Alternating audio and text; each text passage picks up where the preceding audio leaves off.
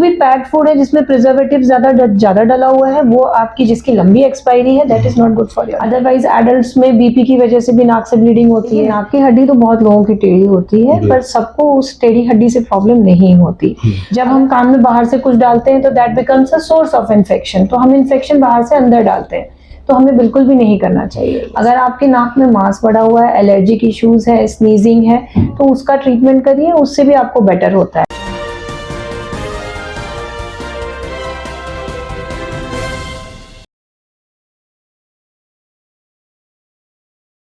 Metro plus में आप सभी का स्वागत और मैं आप सभी के साथ आपका अपना नवीन गुप्ता।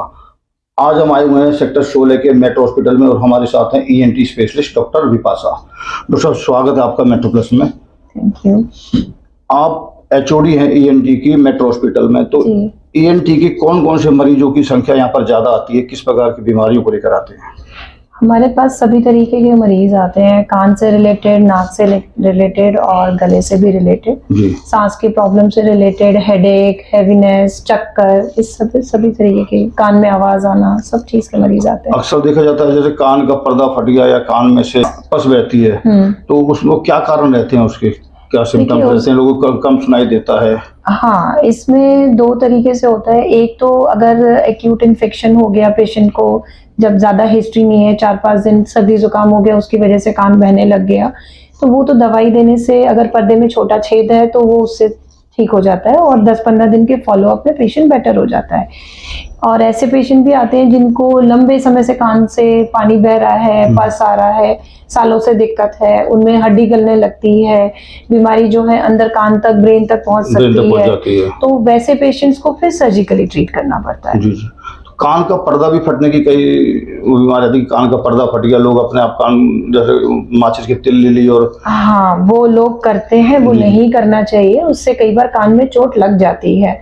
तो कान में तो आपको कुछ भी नहीं डालना है, ना कान में आपको सफाई करनी है, ना बड्स डालना है, कुछ भी नहीं करना है। कान की सफाई ना बड से करनी चाहिए, ना तिल से करनी चाहिए, नहीं करना चाहिए, क्योंकि भगवान ने जो हमारे कान में वैक्स बनाया है, बेसिकली वो हमारे प्रोटेक्शन के लिए, उसकी एंटीबैक्टीरियल प्रॉपर्टीज होती है। जब हम कान में बाहर से कुछ डालते हैं तो that becomes a source of infection. तो हम इन्फेक्शन बाहर से अंदर डालते हैं, तो हमें बिल्कुल भी नहीं करना चाहिए ये सब।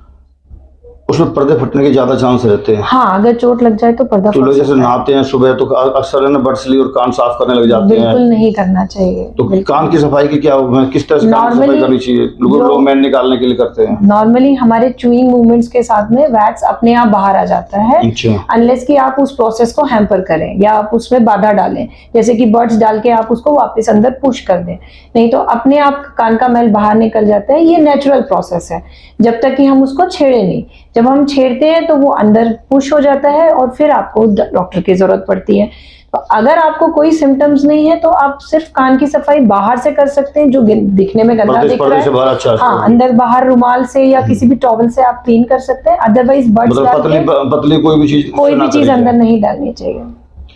इसके अलावा और क्या क्या बीमारियां कान में लोगों को आती हैं, जैसे आपके पास पेशेंट आते हैं? कान की वजह से चक्कर भी आते हैं लोगों को, कान में मांस भी होता है, कान में ब्लीडिंग भी होती है, कान में सीटी जैसी आवाज भी आती है। तो इन सब वजह से भी कई बार लोग इसको नेग्लेक्ट करते हैं। कान बज रहा है हमारा, हाँ, उस चीज को लोग कई बार नेग्लेक्ट करते हैं, बट उससे कई बार लोग बहुत ज्यादा परेशान भी होते हैं। तो उसकी वजह से भी हमारे पास एंडोस्कोपी वगैरह से कुछ उसका इलाज होता है किससे? देखिए, उसके लिए कान कई बार अंदर से डिस्टर्ब होता है, उसके लिए कुछ स्पेशल टेस्ट करने होते हैं। कई बार हम एमआरआई भी करते हैं, कई बार ब्रेन की चीजों से, ट्यूमर से भी कान की आवाज रिलेटेड होती है, तो हम उसके लिए भी ट्रीट करते हैं। अब हम बात करें नोज की, नोज में नाक की हड्डी कई बार बड़ी होती है, उससे काफी प्रॉब्लम होती है, सांस लेने में दिक्कत होती है। किस प्रकार की परेशानियां होती है, क्या सिम्टम्स होते हैं इसमें? देखिए, नाक की हड्डी तो बहुत लोगों की टेढ़ी होती है, पर सबको उस टेढ़ी हड्डी से प्रॉब्लम नहीं होती। अगर आपके नाक में मांस बढ़ा हुआ है, एलर्जिक इश्यूज है, स्नीजिंग है, तो उसका ट्रीटमेंट करिए, उससे भी आपको बेटर होता है। तो हमेशा सर्जरी की जरूरत नहीं होती, कई बार थोड़ा रेगुलर फॉलोअप से, कुछ मेडिसिन लेके, कुछ लाइफस्टाइल चेंजेस करके भी उन चीजों को बेटर किया जा सकता है। क्या क्या प्रॉब्लम्स होती है नाक के अंदर जो मैक्सिमम देखने में आती है आपको? नाक के अंदर मांस बढ़ जाता है, मोस्टली तो एलर्जिक इश्यूज है आजकल, क्योंकि सबका लाइफस्टाइल गड़बड़ है, तो एलर्जिक इश्यूज बहुत पेशेंट्स को होते हैं। तो वो होता है, हड्डी भी टेढ़ी होती है, ऊपर से भी नाक टेढ़ी होती है, उसके लिए भी सर्जरी होती है। कई बार ब्रेन के ट्यूमर्स भी हम नाक के अंदर से ऑपरेट कर रहे होते हैं, जो नाक के अंदर आ जाते हैं। कैंसर वगैरह, ऐसे बहुत सारी चीजें होती हैं, ब्लीडिंग होती है। ब्लीडिंग्स भी होती है काफी, जैसे वो नक्की छूटती है लोगों की, खासकर छोटे बच्चों की नक्की छूटती है, उसके लिए क्या करना चाहिए? देखिए इमीडिएटली तो आप नोज पिंच कर सकते हो, आइस लगा सकते हो अगर छोटे बच्चों को है, जी जी। बट अदरवाइज अगर ब्लीडिंग बहुत ज्यादा हो रही ग्रुप है, बताएंगे किस एज ग्रुप से किस एज ग्रुप देखिए तक? छोटे बच्चों में यूजुअली जैसे नाक में अगर आपकी उंगली डालने की आदत है, आप नोज छेड़ते रहते हैं, तो उसकी वजह से ये प्रॉब्लम हो जाती है। अदरवाइज एडल्ट्स में बीपी की वजह से भी नाक से ब्लीडिंग होती है। BP अगर हाई आपको होती है। साइनस जुकाम बलगम लंबे समय से है तो उसकी वजह से भी नाक में ब्लीडिंग हो सकती है। देयर कहीं नाक में ट्यूमर है तो वो भी ब्लीड कर सकता है। So there are multiple reasons for that. अगर बात करें हम गले की, तो गले में खांसी आती है लोगों को, या किस प्रकार की बीमारियां ज्यादा देखी जाती हैं गले से रिलेटेड? हाँ, खांसी होती है, गले में दर्द होता है, लोगों को लगता है गले में कुछ अटक रहा है, हाँ, गले में कैंसर्स भी होते हैं, तो बहुत सारी चीज देख सोच के लोग घबरा जाते हैं कि हमें कुछ हो तो नहीं गया गले में, क्योंकि आजकल यूट्यूब पे बहुत सारी नॉलेज अवेलेबल है।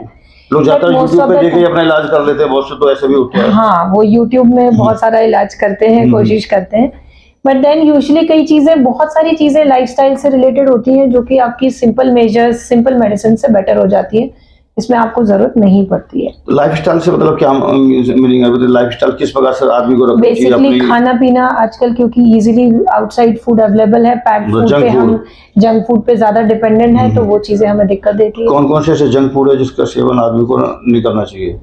देखिए जंक फूड तो कोई भी सेवन नहीं करना फिर भी चाहिए कोई जो इसमें ज्यादा definitely। थोड़ा सा होता हो, जो भी पैक्ड फूड है जिसमें प्रिजर्वेटिव ज्यादा डला हुआ है, वो आपकी जिसकी लंबी एक्सपायरी है, that is not good for your health. तो ईएनटी के सारे आपने जो बताए हैं, इसमें आप लोगों से क्या अपील करना चाहेंगे कि किस प्रकार के ईएनटी के जो मरीज कम आए या उनको इस प्रकार की बीमारियां ना हो? तो पहली चीज है कि आप अपना लाइफस्टाइल ठीक रखें, जी जी। हेल्दी फूड खाएं, खाने पीने का ध्यान रखें, एक रेगुलर हैबिट रखें, आप वॉक करें, आप रेगुलर आपका स्लीप साइकिल रेगुलर हो, इन सब चीज़ों से आपकी चीज़ें बेटर हो जाती हैं, एलर्जिक इश्यूज काफ़ी बेटर हो जाते हैं।